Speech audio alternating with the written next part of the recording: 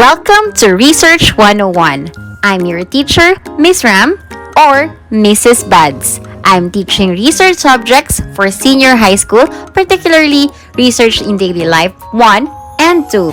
In this very short video, we will discuss the roles of variables in quantitative research.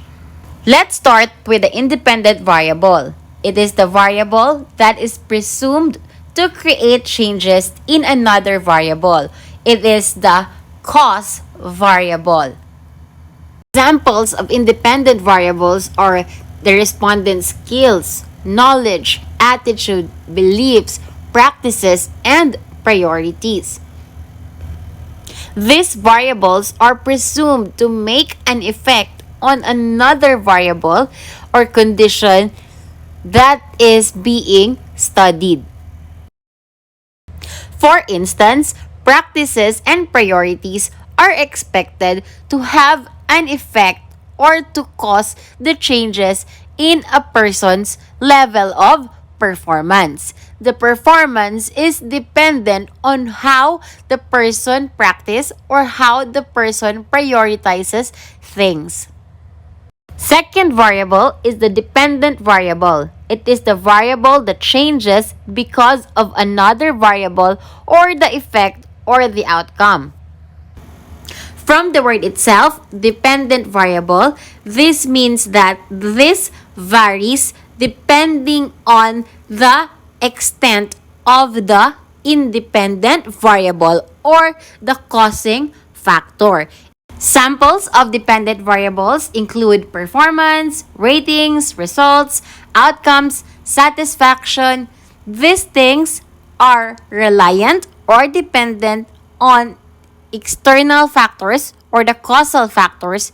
For instance, satisfaction is dependent on the amount of service given or the quality of the products offered. So, satisfaction varies depending on the amount of cause or the independent variable that is provided.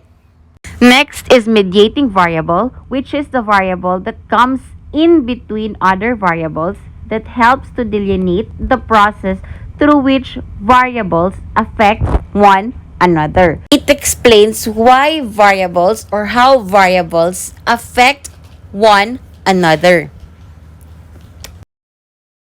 Samples of mediating variables are the privileges, activities, advantages, and or disadvantages of the respondents. For instance, you want to study the effect of work from home setup to the work performance of the employee. The mediating variables can be their home environment.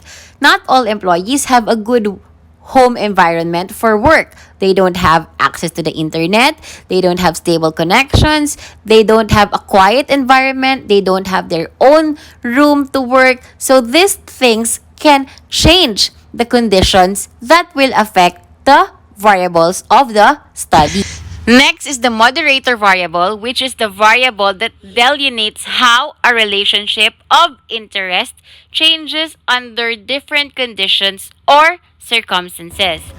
It is the variable that can strengthen, diminish, negate the association between the independent and dependent variables. Examples of moderator variables are the respondent's profile, including age, sex, gender, civil status, educational attainment, or their social demographic, such as their family income. For instance, you want to determine the rate of enrollment of our graduates to STEM-related courses. So you also look into their gender or family income because there are studies that says STEM-related courses are dominated by males and also quite expensive. So you can consider these moderator variables. Here are some samples for us to be familiarized with the roles of variables in quantitative research. So this studied the reading and writing skills and the English NAT results of senior high school students. The reading and writing skills are the independent variables, whereas the NAT results are the dependent variables. Moreover, the attendance in review serves as the mediating variable, while the age of the respondents are the moderator variable. Another example is that of the study habits and academic performance of senior high school students in online distance learning. Study habits are the independent variable, whereas the performance and test scores are the dependent variables. Online access serves as the mediating variables, and the economic status of the respondents serves as the moderator variable. So that's it. Those are the roles of variables in quantitative research. I hope you learned from this video, and if you do, please don't forget to like and subscribe. And if you have other questions, you can reach me through my Instagram at the_learning_mama, or follow me on my Facebook page, The Learning Mama. Thank you guys for watching. Have a great day. See you on the next tutorial. Bye!